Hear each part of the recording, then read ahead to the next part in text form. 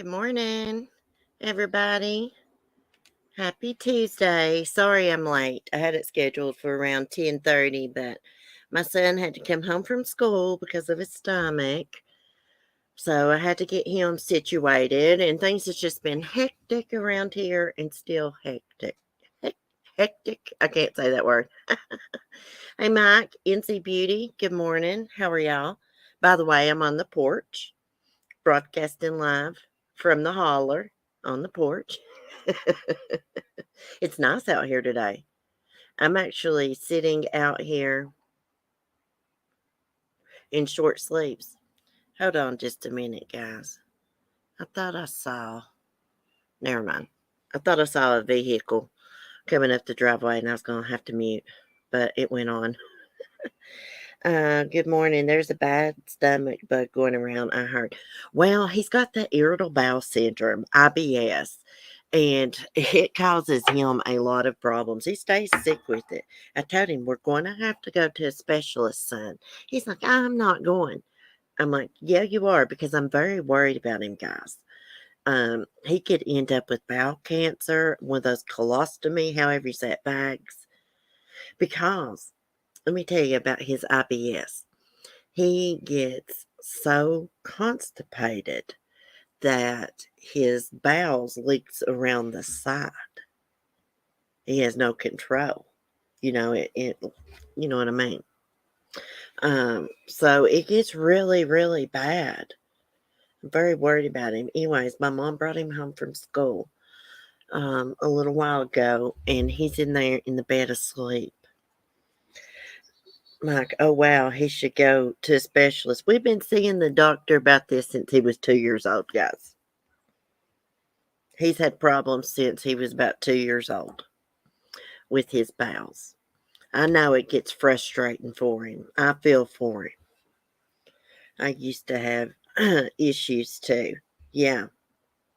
We had a problem with the teacher a while back because she was like, nobody could go to the bathroom. I guess some people had abused the bathroom rule. And my mom called the principal and she's like, it is in his medical records. He has IBS. So when he needs to go to the bathroom, he's got to get up and go. You know, she can't do that. Hey, Callie, I just went through this with my 17-year-old son. He just went to have an ultrasound last week. Really, Callie? I'm worried. I'm worried. I told him. I didn't mean to scare him, but like he needs to help himself. Like drink water. Those constipation pills don't help if you want to drink water and you just want to drink soda all the time. And I'm the type of person, I hate to say, no, Timothy, you can't have any Coke. I've never been like that. Hey, Unique Trauma Obsessed, go to Walmart on the aisle where an acid medicine and stomach meds are. You'll find aloe vera in a jug in original flavor and wild berry flavor. Get him the original 3 caps a day, 2 times a day. Oh, really? Did I bring my notebook out here? No, but I could go back and look in the chat.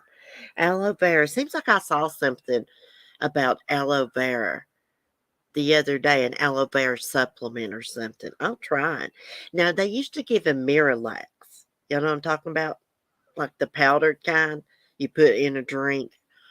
And as soon as he got old enough, he wanted to quit with that stuff because, it does make your drink taste all chalky like and stuff. So he takes the Miralax like capsules now, I guess. NC Beauty, I went on a diet, low carb, and sugar helped me. It's tough one to maintain though. Yeah, that's what he needs to do. I try to tell him. Fruit and milk, thistle supplements, and lots of probiotics. Yeah, he can't hardly, even have an ice cream or anything because it messes with his stomach. Like if he eats cereal, he just doesn't drink the milk. Of course, I could get him almond milk, but he doesn't drink it. So, anyways, y'all remember him in your prayers. I'm worried about him. I'm going to make his doctor refer us to a specialist and let them check him out because there might be something else they can do, some other kind of medicine. I don't know. But it's been causing him to miss a lot of school, so something's got to be done. Plus, I'm just worried about his health. Anyways, guys, we were going to talk about Debbie Collier this morning. Um, and we may be interrupted. I may have to mute when Mark leaves because Skylar's out here on the porch with me, my beagle, and she'll go crazy. Anyways, I saw something about Debbie Collier. She's the Georgia mom that was found with 80% of her body burned in Georgia. She's the one that had sent her daughter like this weird text. It's like, I'm sending you $2,000. These people are not going to let me go. I love you. Y'all remember that? And they found her body and she was like burned. There was like a video of her in the Dollar General buying the items found at the crime scene, like a tarp, lighter fluid, few other items. Well, they're saying that it was suicide and she had hydrocodone in her system. Large amount of hydrocodone. I'm going to read y'all the full thing. I know, Kelly. Well, when this first happened, I was like, maybe she done this to herself. And somebody in the chat's like, think about it. Would you light yourself on fire? Well, no, I wouldn't. I wouldn't. But other people that's got some kind of bad mental illness, they will do things like that. It's rare, but it's not unheard of. Um, let's see, Georgia mom, she was pretty. Georgia mom Debbie Collier, who was found deceased last year in Habersham County ravine, had 80% of her body burned while clutching a smile tree and partially nude. According to the New York Post, the autopsy report, which was provided by the Georgia Bureau of Investigation, GBI, stated that Collier had second and third degree burns involving 80% of the total body surface area in inhalation of superheated gases, thermal injuries, and hydrocodone intoxication. Autopsy examination revealed um, thermal injuries of the external body surface and of the tracheal, the windpipe. No deposited soot in the airway. No significant elevation of blood carbon hemoglobin. These findings may be due to a sudden, intense flash fire, as well as the outdoor environment of the fire. Debbie Collier, 59, was reported missing September 10th, 2022, after she sent her daughter, Amanda Bearden, more than $2,000 through Venmo with the mysterious message that indicated that she may have been kidnapped. They're not going to let me go. Love you. There's a key to the house in the blue flower pot by the door, the message read. Collier's body was found the next day, partially nude, partially burned, 60 miles from the family's Athens home. The sheriff's office said it was investigating the death as a homicide and at one point said Collier's death was personal and targeted. Much speculation centered around Bearden herself as reports surfaced of her substance abuse and intense relationship with her boyfriend. Just because somebody has substance abuse problem, don't automatically, they're going to kill somebody. But in an appearance on the podcast Crime on the Record, Bearden said she had come to believe her mother killed herself, noting that she had been giving things away and had seemed she had seemed really sad. I can't say that word. That's a sign too, if that's true, giving things away. She was having some kind of mental break. Some kind of bad mental illness, I think. The state's medical examiner's office confirmed her speculation with a brief explanation of suicide. The autopsy report also didn't indicate why Collier was found partially nude or why she was found gripping a small tree with her right hand. Investigation by law enforcement revealed circumstances consistent with intended act and that she was alone at the time of the incident. It's still hard to believe that somebody would choose to set themselves on fire like that. I thought to myself, well, did she have some kind of life insurance? Maybe she wanted to commit suicide and had some kind of life insurance policy that didn't pay for suicide and staged this, make it look like somebody did it to her. But gosh, that's extreme. I mean, you got to be completely out of your mind to set yourself on fire. Think about that. Oh gosh, that's a horrible freaking way to die. Fire and drowning. Two of my biggest fears. I heard of a gang around there that sets people on fire. I researched that a little bit. See, what makes me think she did this to herself, there was a video of her in the dollar store, right? Buying the items. Nobody was in the car with her, according to the surveillance video. From what I read, nobody was in the car with her there.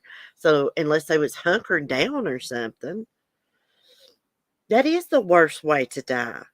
Ooh, I just watched a Forensic Files, guys. At this woman, this doctor, she was a doctor.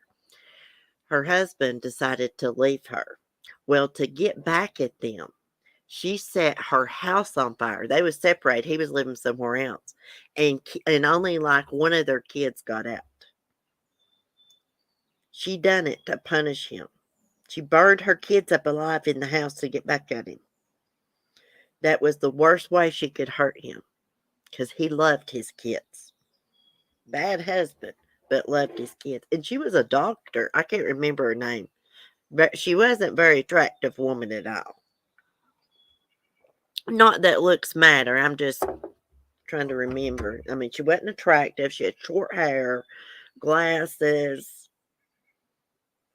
kind of plain. Let me see if I can look up the name real quick on my phone. Because that is an interesting case, but sad. People's been killing their kids for a long time. This made headlines back in the day. This was, let me look it up and see. Dr. Burns kids up. Let me see if I can find it. Deborah Green. Born February 28, 1951, American physician who pleaded no contest to setting a 1995 fire, which burned down her family's home, killed two of her children, and to poisoning her husband with ricin with the intention of causing his death. Deborah Green. Let me look her up on my laptop. She sure did. See how my mind does, guys. I go from one thing to another. I can't help it. Let me see if we can find her picture. I think she had short hair back when this happened. Let me screen share. I'll show you out there. Hey, knitting artisan.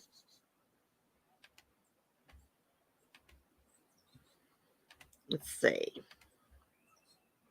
Debbie Green. I see a lot of good, sad cases, but interesting cases on Forensic Files. There she is. That's her. She set her house on fire. It killed two of her kids to get back at her husband because he left her, was going to divorce her. But, it mentioned something about poisoning her husband with ricin. She did that before he left her.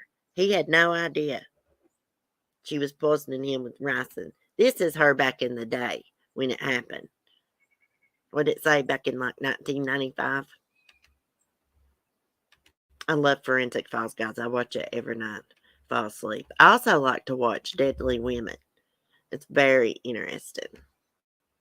Okay.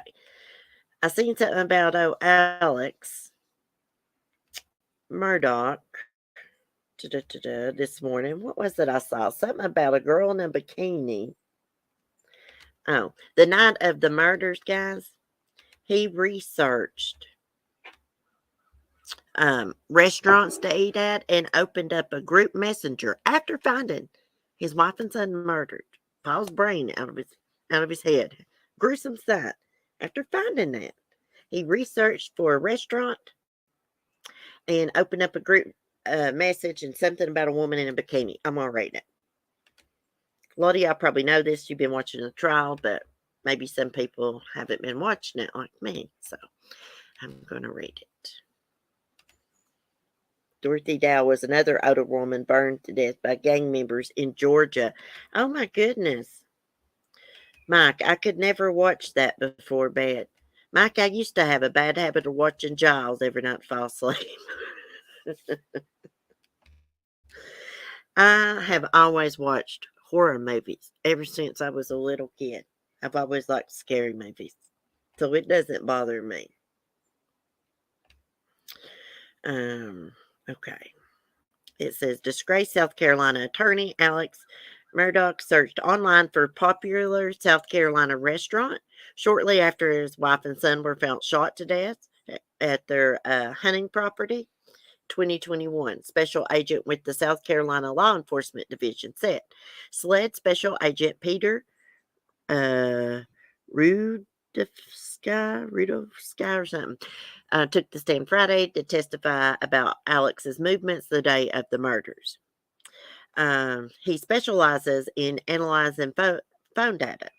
He testified that Alex called 911 at 10:11 p.m., June 7, 2021, to report finding his wife and his son Paul both fatally shot. At around 10:40 p.m. that same night, Alex opened up a group message with a picture of a woman in a bikini. He then searched online for Wally's, something like that, restaurant in Edisto Beach. He would seem to be in a state of shock, defense attorney Philip Barber argued. Well, let me tell you something about a state of shock because I have been through it. Now, I know everybody reacts differently, but my boyfriend's suicide, when I witnessed it, I remember screaming.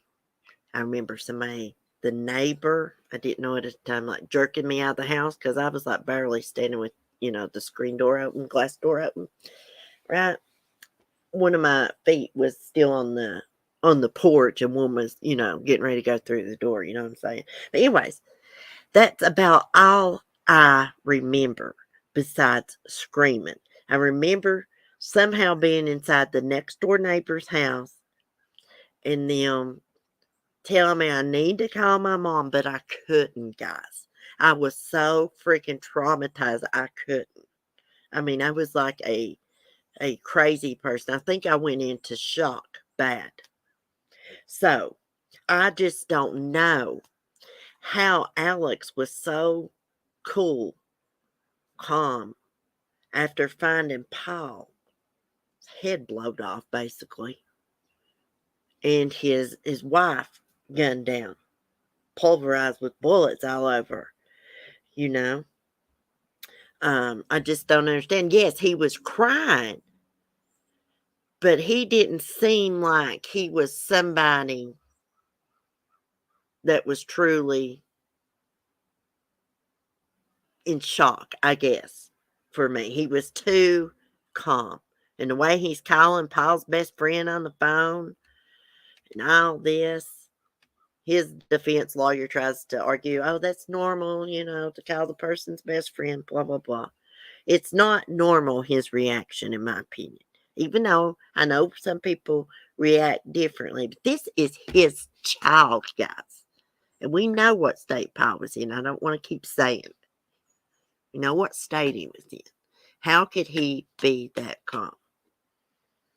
He shouldn't be able to even talk. He should, if he wasn't involved. Alex then allegedly called his brother, John Marvin, then his other brother, Randy. He then called Paul's friend, Rogan Gibson, who had been in contact with Paul on the day in question. Barbara, as an investigator, you do think it'd be terribly unreasonable that after calling other family members, someone would call the person who is the best friend of the dead son to ask what happened, what's going on. As an investigator, um, I do not think that would be very odd given the scene with the whole situation that you're on the phone constantly. I'm standing over my son and wife and just witnessing that for the first time. I would think that would be to have someone on their phones constantly like that right after giving the scene and the situation. I would think that is very odd. Yes, he should have been so distraught he couldn't use the phone, right? Just think the way Paul's body was. I mean, gruesome, gruesome. I mean, he wasn't scared the killer might still be around there. Yeah, he said he went to his house and got a gun. I think I'd run from the property and went to a neighbor's or something. afraid they're still, even though you've got protection, wouldn't you still be afraid that they might ambush you or something, be hiding out? I don't know. I think he's guilty as sin, guys. Guilty as sin. Chris Watts was on the phone while talking to the police. Yeah, he should have been distraught. I remember when the Watts case happened, guys. That's when Ashley Banfield still was on HLN. And I used to watch her every night. Me and Mark watched it. His first interview when she first went missing, right? And we looked at each other and we said, he did something to her and those kids.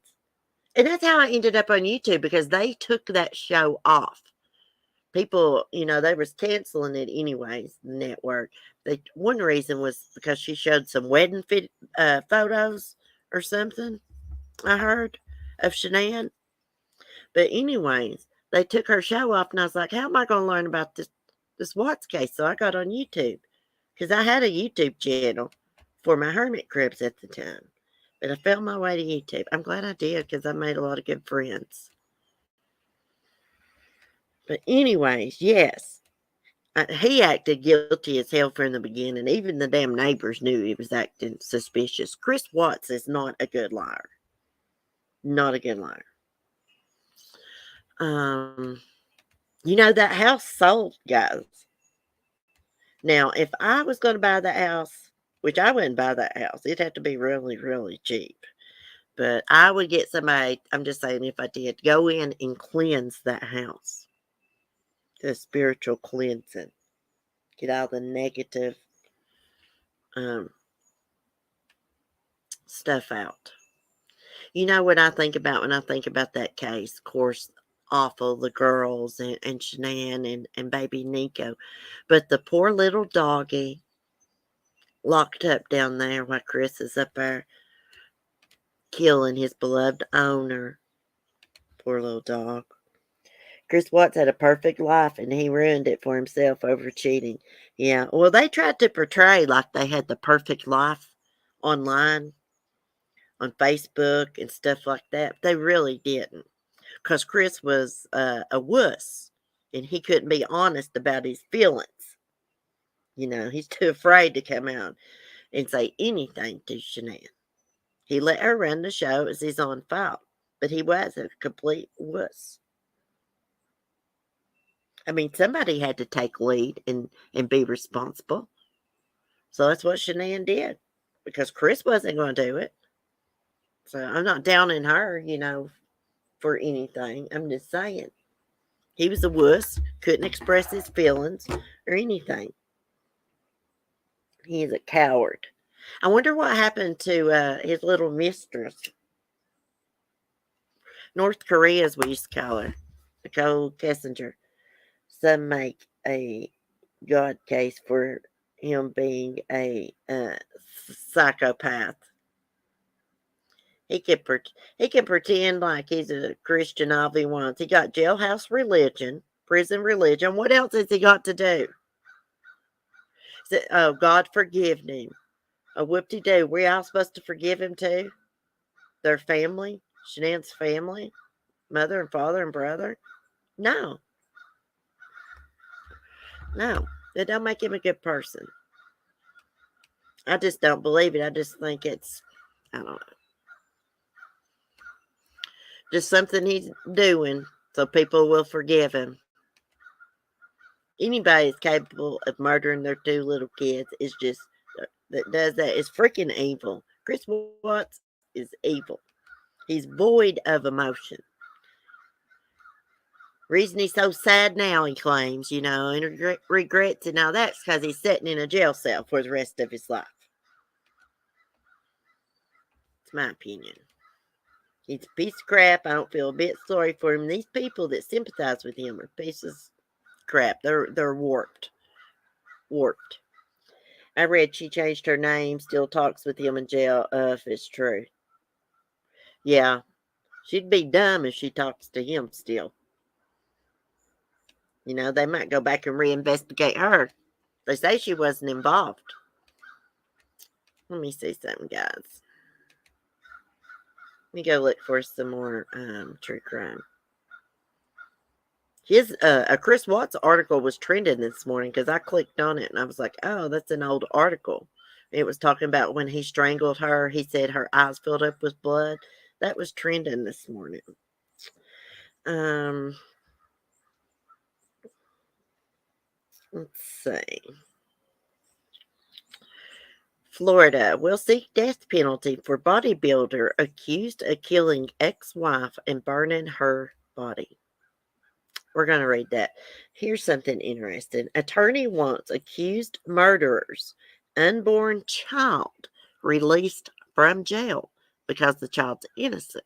But here's the catch. If they release the unborn child, they will have to release the mother because the baby is inside of the mother. This is the craziest thing ever.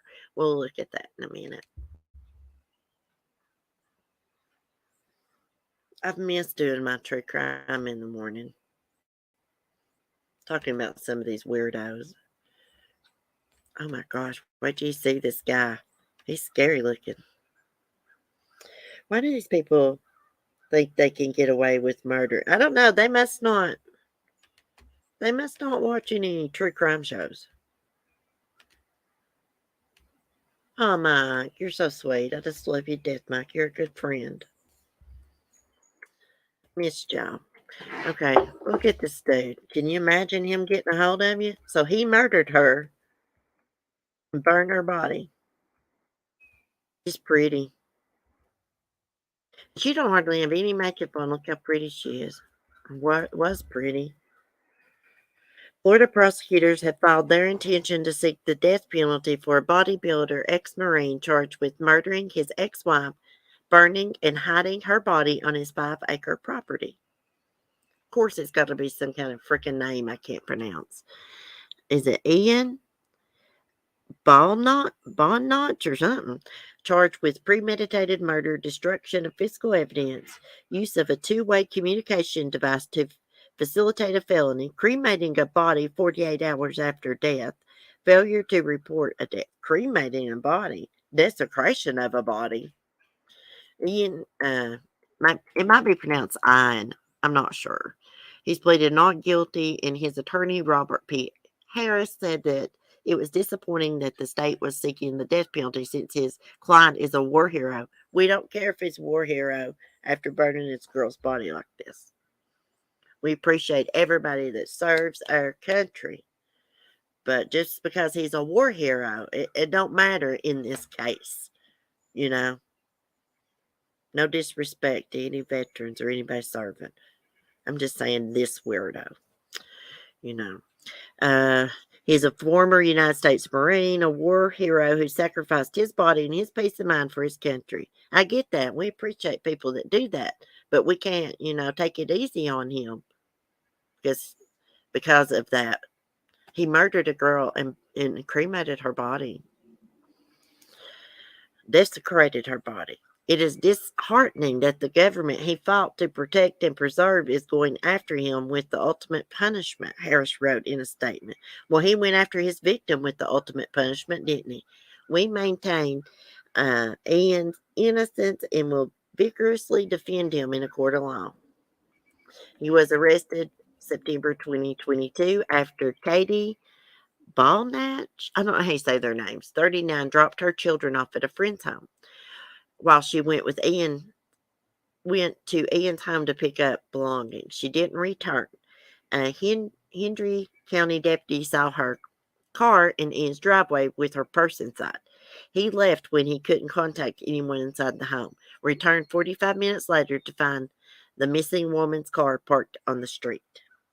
Search warrant uncovered evidence that a homicide had occurred in the home. They applied for and received a second search warrant that included his property. He reportedly tried to keep them from executing that warrant. Deputies found blood in several locations, including the trunk of his car in a hallway, as well as signs of struggle in the hallway. They also found Katie's wedding and engagement rings in a safe in the house, and illegal silencers and multiple weapons on the premises. The search also found unprescribed steroids, of course. He told investigators his ex-wife came over, they argued, but he went to bed to avoid escalating. Yeah, right. When he woke up, he said she was gone.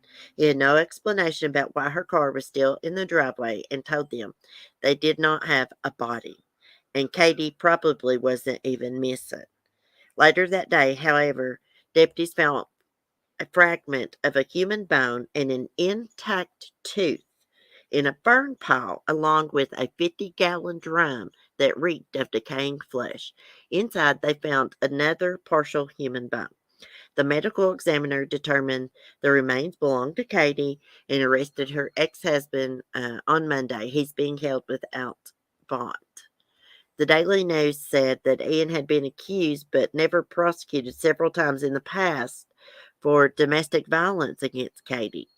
6 weeks before her death, a judge denied her request for a protection order against him and told the divorced couple to get over your anger at each other or whatever bad feelings you have towards each other or suppress them or do therapy or do something.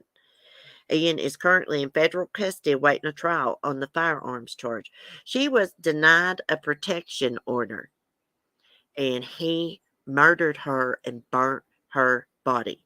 But people on freaking stupid YouTube can get protection orders against subscribers and things like that.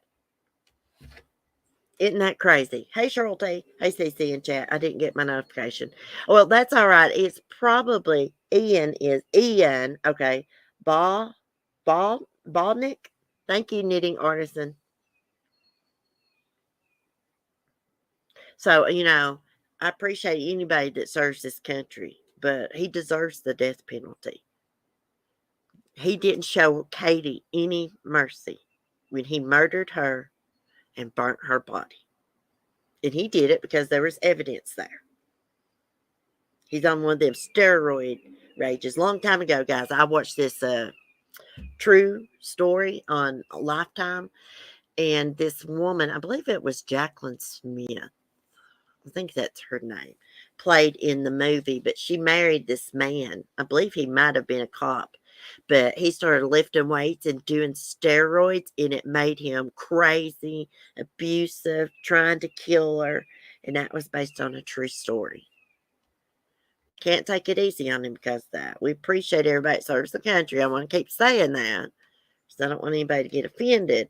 But him being a war hero has nothing to do with what he did to her.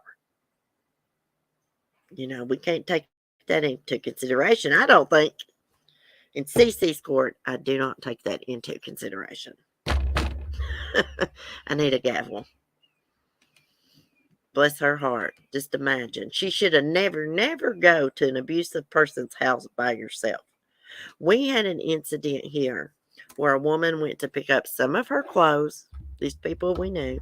She went to pick up some of her clothes and with her sister, her abusive ex, and he pulled out a gun and he shot her. And the neighbor heard what was going on. He was ex-Marine. He ran over and had him at gunpoint. And that guy dropped his gun and fled. And the police was called and they chased him all the way down. I believe it was to Duffield, Virginia. No, they chased him into Kingsport, I believe. And they,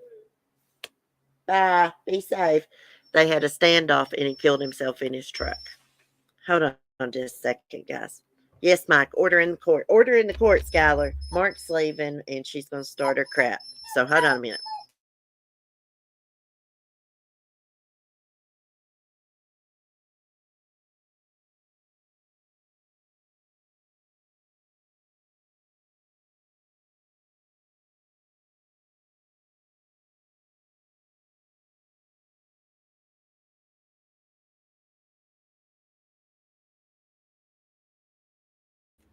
Hold on, guys. I got to rub her back while he leaves. So she won't go crazy.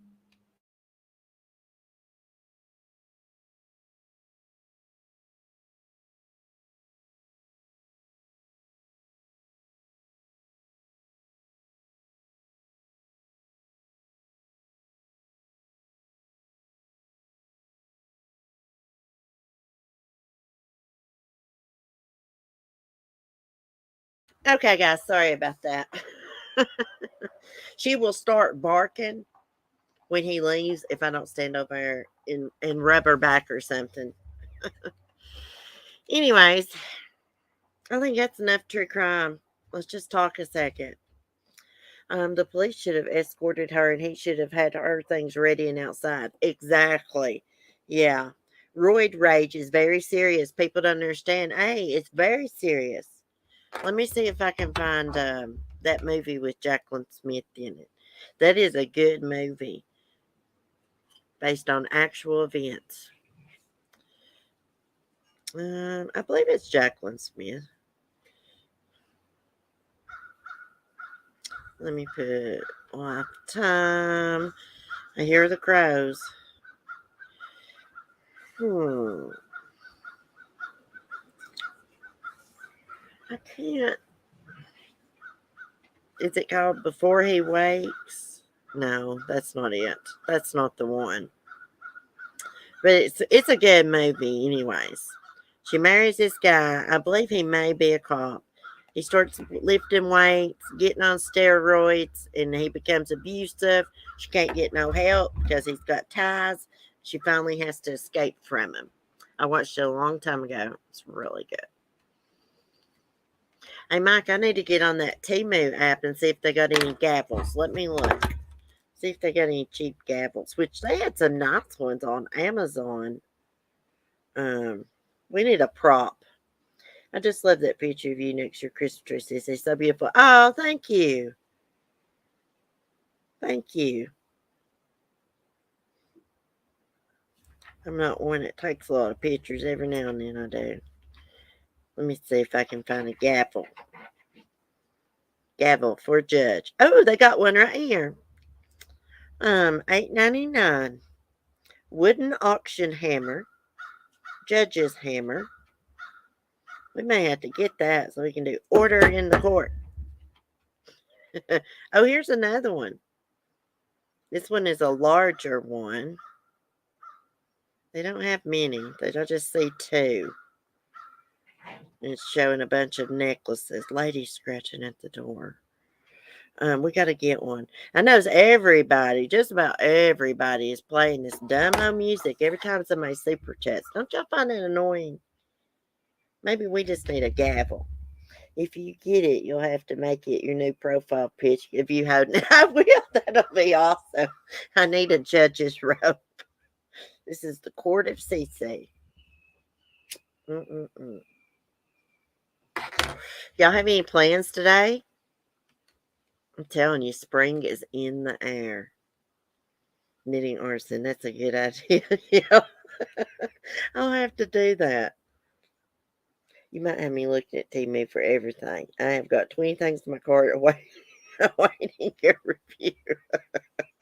Oh gosh, I probably got even more in my cart. What I plan to do is I'm going to order like a clothing item, maybe a couple little makeup things, some jewelry, a couple little things for Timothy.